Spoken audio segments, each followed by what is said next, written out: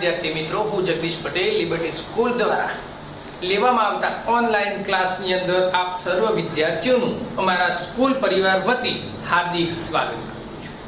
તો મિત્રો, આપણે ધોરણ 11 ની અંદર તત્વજ્ઞાન પ્રકરણ 1 ની અંદર અગાઉના વિડીયોમાં જોઈ ગયા કે દલીલના પ્રકાર કેટલા હોય છે અને દલીલ વચ્ચેનો ભેદ શું. તો અગાઉના પ્રકરણમાં આપણે જોયું હતું કે દલીલના બે પ્રકાર હોય છે, એક નિગમનલક્ષી દલીલ અને વ્યાપ્તિલક્ષી દલીલ.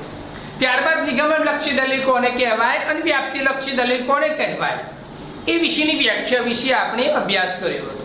ત્યારબાદ નિગમનલક્ષી દલીલ અને વ્યાપ્તિલક્ષી દલીલ વચ્ચેનો ભેદ એટલે કે તફાવત શું છે એ પણ મેં તમને સમજાવ્યો છે અને આશા રાખું છું મિત્રો કે અગાઉના જે પણ લેક્ચર મેં લીધા છે એનો તમે અભ્યાસ કર્યો છે. તો મિત્રો, આજના લેક્ચરમાં આપણે હવે આગળનો અભ્યાસ સ્ટાર્ટ કરીશું. તો મિત્રો, સૌપ્રથમ આજના લેક્ચરનો આપણો મુખ્ય વિષય છે દલીલ, વિધાનો અને દલીલનું પ્રામાણ્ય. તો સૌથી પહેલા મિત્રો, વિધાનો અને દલીલનું પ્રામાણ્ય એટલે શું એ આ લેક્ચરમાં સમજવાનો પ્રયત્ન કરીશું.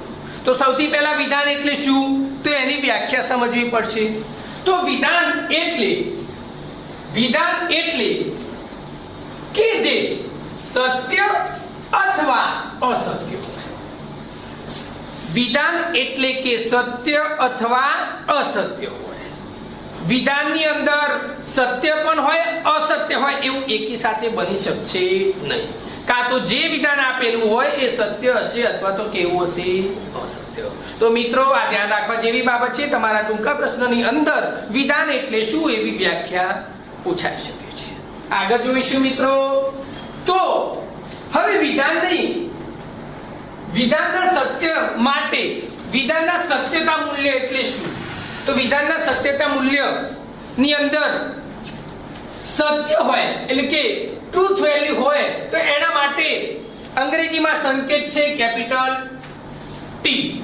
જ્યારે અસત્ય, માની લો કે કોઈ વિધાન અસત્ય હોય તો એના માટે ઇંગ્લિશમાં ફોલ્સ, અને એના માટે આપણે ટૂંકમાં લખવું હોય તો કેપિટલ એફ દર્શાવીશું. મિત્રો, આ ધ્યાન રાખવા જેવું બાબત છે કે વિધાનના સત્યતા મૂલ્યને તમે બે રીતે નિર્દેશ કરી શકો છો. એ પણ તમારે ટૂંકમાં નિર્દેશ કરવો હોય તો તમે સત્ય વિધાન માટે કેપિટલ ટી નો ઉપયોગ કરી શકો છો, અને વિધાન અસત્ય હોય તો તમે કેપિટલ એફ નો ઉપયોગ કરી શકો છો, જેથી કરી તમારા પેપરની અંદર તમારું લખાણ લાંબુ ન થાય અને તમારો ટાઈમ ખૂટશે નહીં. આગળ જોઈશું મિત્રો. તો સત્યતા મૂલ્ય કાં તો ટી અથવા એફ.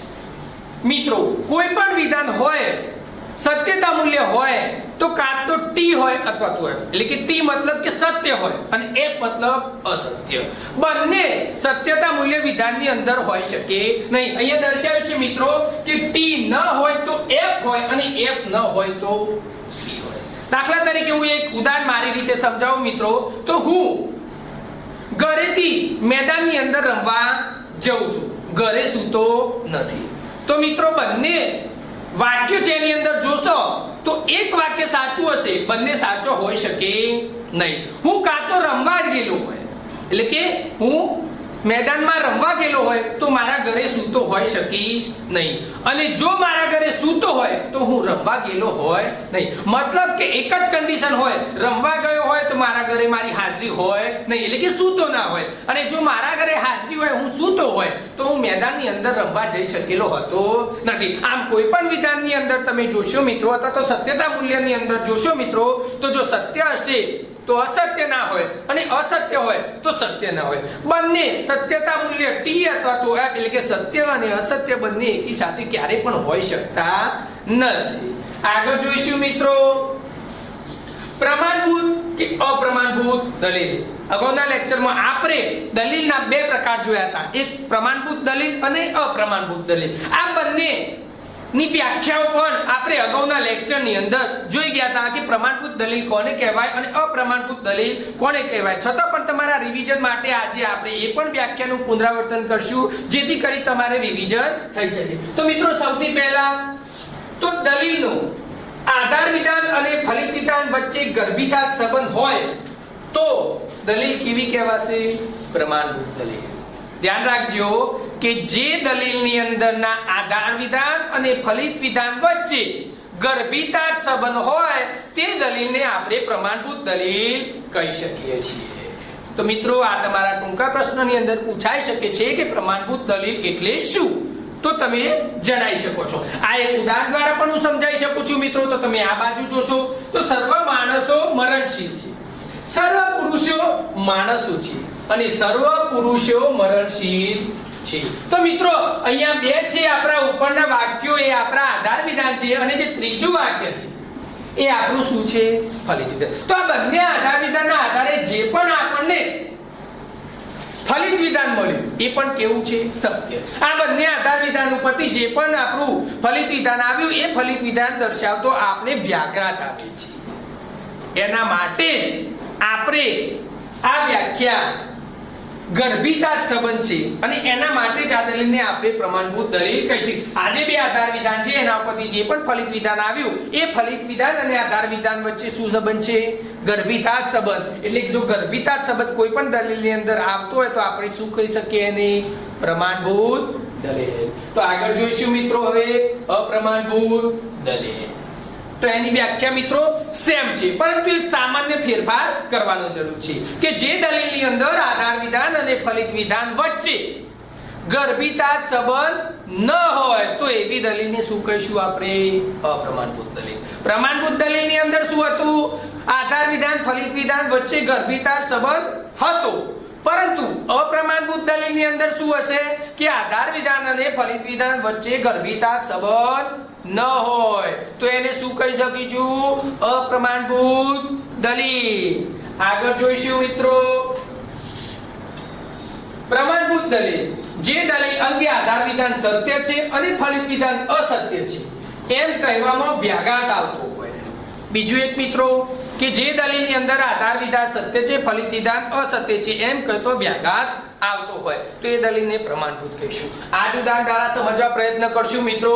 તો સર્વ માણસો મરણશીલ છે, સર્વ પુરુષો માણસો છે, સર્વ પુરુષો મરણશીલ છે. તો અહીંયા આધાર વિધાન પણ સત્ય છે અને ફલિત વિધાન સત્ય છે. તો આ દલીલની અંદર આધાર વિધાન સત્ય છે પરંતુ ફલિત વિધાન અસત્ય છે એમ કહેતો આપણને શું થશે? સંકોચ આવશે, વ્યાઘાત આવશે. તેથી આ દલીલને કેવી કહીશું આપણે? પ્રમાણભૂત દલીલ કહીશું. આગળ જોઈશું મિત્રો તો એ જ પ્રમાણે અપ્રમાણભૂત દલીલની અંદર જોઈશું મિત્રો તો આધાર વિધાન સત્ય છે અને ફલિત વિધાન અસત્ય છે એમ કહેતો વ્યાઘાત આવતો ન હોય, એટલે કે સંકોચ થતો ન હોય તો આવી દલીલને આપણે શું કહીશું મિત્રો? અપ્રમાણભૂત દલીલ કહી શકાય. તો મિત્રો આ તમે ટૂંકમાં જોયું કે પ્રમાણભૂત અપ્રમાણભૂતની દલીલની વ્યાખ્યાઓ તમે એક અને બે રીતે દર્શાવી શકો છો. તો આમાંથી કોઈ પણ રીતે તમે જો પ્રમાણભૂત અપ્રમાણભૂત દલીલની વ્યાખ્યાઓ તમારા ક્વેશ્ચન પેપરની અંદર જવાબની અંદર લખશો તો તમને રાઈટ મળશે અને એના માર્ક્સ પણ મળી શકે છે. આગળ મિત્રો જોઈશું તો અપ્રમાણભૂત આધાર વિધાન સત્ય અને ફલિત વિધાન અસત્ય હોય. હવે વિધાનની સત્યતા અને દલીલના પ્રામાણ્ય વચ્ચેનો સંબંધ. તો વિધાનની સત્યતા અને પ્રામાણ્ય વચ્ચેનો સંબંધ તમે ચાર રીતે દર્શાવી શકો છો. એક, આધાર વિધાન અને ફલિત વિધાન બંને શું હોય? સત્ય. બીજું કે આધાર વિધાન સત્ય હોય અને ફલિત વિધાન કેવું હોય? અસત્ય. ત્રીજું, આધાર વિધાન સત્ય હોય, આધાર વિધાન અસત્ય હોય અને ફલિત વિધાન કેવું હોય? સત્ય.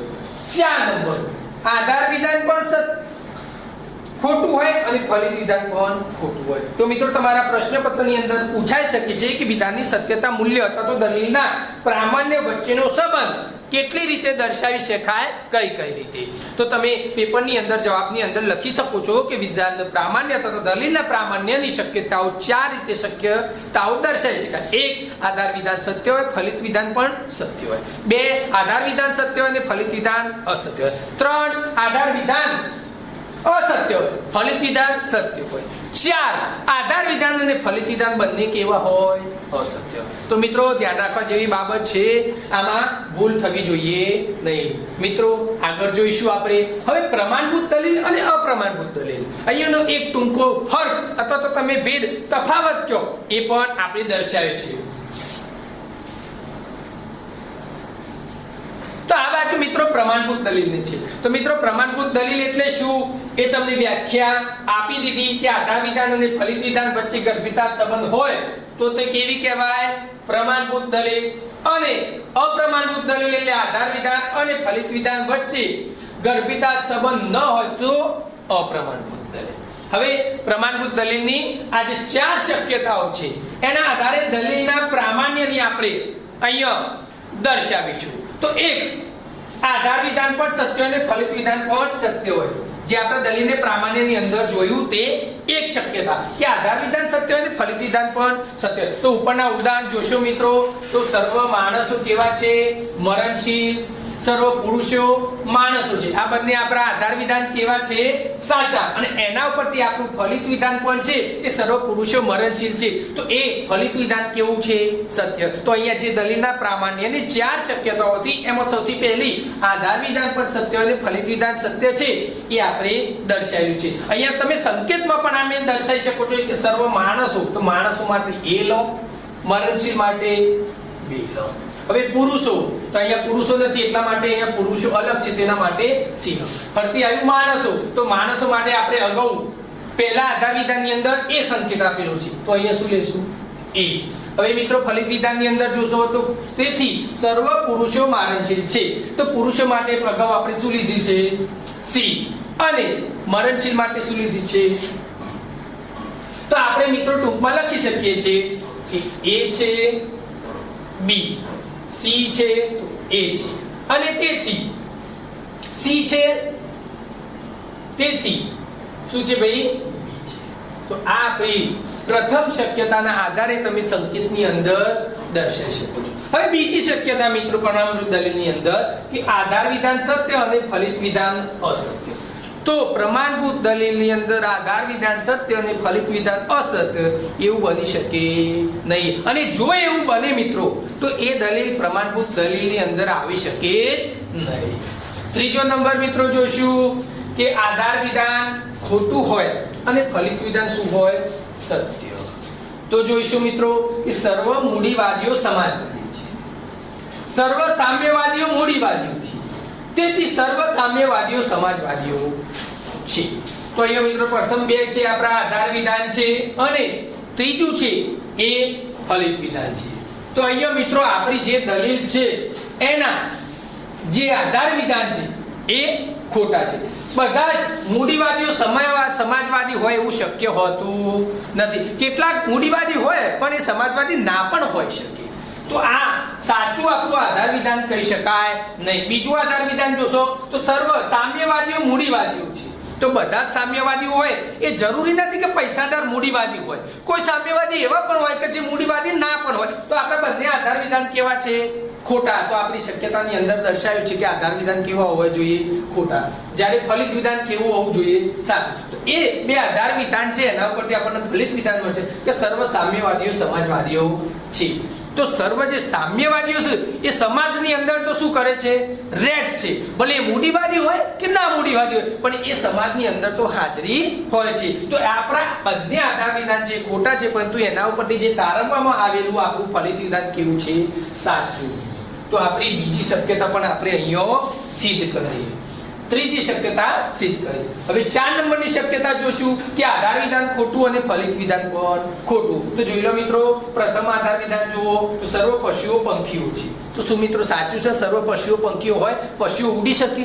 ના, પશુઓ પંખીઓ નથી પણ જે ઉડી શકે એ પંખી કહેવાય. જે ઉડી નથી શકતું એ પશુ કહેવાય. તો શું ગેંડો પક્ષી છે? ના. તો કેવું છે? ખોટું. સર્વ જંતુઓ પશુઓ છે. તો જે જમીન ઉપર રેંગતા હોય પોતાનું શરીર ઘસી કે સાપ છે એ બધા જંતુઓ કહેવાય. તો શું એ જંતુઓ પંખીઓ છે? ઉડી શકશે એની માત્ર? ના. તો કેવું છે? ખોટું છે. તેથી સર્વ જંતુઓ પંખીઓ છે. તેથી શું સર્વ જંતુઓ પંખીઓ હોઈ શકે? ના મિત્રો. તો બંને આપણા આધાર વિધાન શું છે? ખોટા. અને એના ઉપરથી તારવવામાં આવતું ફલિત વિધાન પણ શું છે? ખોટું. અહીંયા તમે સંકેતમાં દર્શાવી શકો છો કે પશુઓ એ, આના માટે પંખીઓ માટે બી, જંતુઓ માટે સી, પરથી પશુ આવ્યા છે એના માટે એ.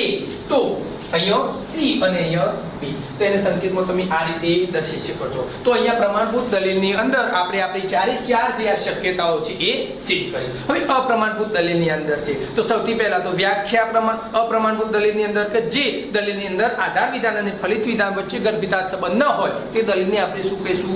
અપ્રમાણભૂત દલીલ. હવે આપણે જે આ શક્યતાઓ હતી એ અપ્રમાણભૂત દલીલની અંદર જોઈશું. તો સર્વપ્રથમ આધાર વિધાન સત્ય, ફલિત વિધાન સત્ય. તો મિત્રો એના માટે તમારે ફરતી ઉદાહરણ આપી સમજવાની જરૂર નથી. જે આ શક્યતાની અંદર આધાર વિધાન સત્ય અને ફલિત વિધાન સત્ય માટે મેં જે તમને ઉદાહરણ આપેલું છે, એક્ઝામ્પલ આપેલું છે, એના એક્ઝામ્પલ દ્વારા તમે આ શક્યતા અપ્રમાણભૂત દલીલની અંદર પણ શું કરી શકો છો? સાબિત કરી શકો છો અથવા તો સમજી શકો છો. હવે અપ્રમાણભૂત દલીલની અંદર આપણી બીજી શક્યતા જોઈશું. આધાર વિધાન સત્ય, ફલિત વિધાન અસત્ય. એના માટે ઉદાહરણ આપેલું છે મિત્રો કે સર્વ હાથીઓ મરણશીલ છે, સર્વ વાનરો મરણશીલ છે, સર્વ વાનરો હાથીઓ છે. તો હા, સર્વ મરણશીલ, સર્વ હાથીઓ મરણશીલ છે. તો હા, કોઈ પણ વ્યક્તિ હોય તો મરણશીલ છે. હાથી પણ જીવ છે તો હાથી પણ કેવો છે? મરણશીલ. સર્વ વાનરો મરણશીલ, તો વાનરમાં પણ જીવ છે તો વાનર પણ કેવો છે? મરણશીલ. તો મને અહીંયા આપણા બંને આધાર વિધાન સત્ય છે કે હાથીઓ પણ મરણશીલ હોઈ શકે, સાચી વાત છે. વાનરો પણ મરણશીલ હોઈ શકે, સાચી વાત છે. પણ એનો મતલબ ત્રીજું જે આપણા બંને આધાર વિધાનમાંથી ફલિત વિધાન સિદ્ધ થાય છે કે સર્વ વાનરો હાથીઓ છે. વાનરોનો હાથીઓ મરણશીલ છે એનો મતલબ એ નથી કે વાનરો છે અને હાથીઓ છે. વાનરોને આપણે હાથીઓ કહી શકીએ? ના. તો એનું ફલિત વિધાન કેવું છે? રોંગ, સત્ય. બંને આધાર વિધાન કેવા છે? સાચા. પરંતુ ફલિત વિધાન કેવું છે? ખોટું. તો અહીંયા આપણી બીજી શક્યતા અપ્રમાણભૂત દલીલની અંદર સિદ્ધ થાય છે. હવે ત્રીજી શક્યતા આધાર વિધાન ખોટું અને ફલિત વિધાન સાચું એ હોઈ શકે આ મુજબ. ચોથું શક્યતા તો આધાર વિધાન ખોટું અને ફલિત વિધાન પણ કેવું? ખોટું. એટલે કે મતલબ કે બંને ખોટા. તો મિત્રો બંને ખોટા તો એ તમે આ જ ઉદાહરણ દ્વારા સમજી શકો છો કે સર્વ પશુઓ પંખીઓ છે, સર્વ જંતુઓ પશુઓ છે, તેથી સર્વ જંતુઓ પંખીઓ છે. તો મિત્રો આના ઉદાહરણ જે રીતે મેં તમને સમજાવ્યું એ જ રીતે આ ઉદાહરણ દ્વારા તમે એ દલીલની શક્યતા સમજી શકો. તો મિત્રો હું આશા રાખું છું કે આજના લેક્ચરની અંદર જે આપણે અભ્યાસ કર્યો કે દલીલ અને વિધાનોનું પ્રામાણ્ય, ત્યારબાદ વિધાનની વ્યાખ્યા આપી, પ્રમાણભૂત અપ્રમાણભૂત દલીલની વ્યાખ્યા આપી, ત્યારબાદ તે દલીલોની પ્રામાણ્ય અને વિધાનોની સત્યતા મૂલ્ય દર્શાવતી ચાર શક્યતાઓ આપી. એ ચાર શક્યતાઓને આપણે પ્રમાણભૂત દલીલ અપ્રમાણભૂત દલીલની અંદર દરેક નો વિગતવાર એક્ઝામ્પલ આપી અભ્યાસ કર્યો, જેથી આપણને એ ચાર શક્યતાઓ વિશે પણ સમજણ પડી શકી હશે. છેલ્લે મિત્રો કે તર્કશાસ્ત્રની અંદર વિષયની મહત્વ આપવામાં આવતું નથી, પરંતુ તર્કશાસ્ત્રની અંદર રૂપને મહત્વ આપવામાં આવે છે. આથી જ આપણા તત્વજ્ઞાનીએ લખેલું છે કે તત્વજ્ઞાની એ કેવું શાસ્ત્ર છે? રૂપલક્ષી શાસ્ત્ર છે. તો છેલ્લો પોઈન્ટ મેં તમને કીધું વાક્ય કે તર્કશાસ્ત્ર કેવું છે ભાઈ? રૂપલક્ષી શાસ્ત્ર. તો આ તમારે પ્રશ્નપત્રની અંદર ખાલી જગ્યા અથવા તો ટૂંકા પ્રશ્નની અંદર પૂછાય જાય કે તર્કશાસ્ત્ર કેવું શાસ્ત્ર છે? તો કેવું? રૂપલક્ષી. અથવા તો ખાલી જગ્યાની અંદર પૂછાય છે કે તર્કશાસ્ત્ર ખાલી જગ્યા પ્રકારનું શાસ્ત્ર છે. તો શું લખીશું મિત્રો? રૂપલક્ષી. તો આ લેક્ચર આપણે અહીંયા સમાપન કરીએ છીએ, પરંતુ તમે વિગતવાર એનું અધ્યયન કરશો, જેથી આગળના લેક્ચરની અંદર આપણે જે પણ અભ્યાસ કરીએ એની તમને માહિતી સારી રીતે પ્રાપ્ત થઈ શકે છે. તો અસ્તુ મિત્રો, જય હિન્દ.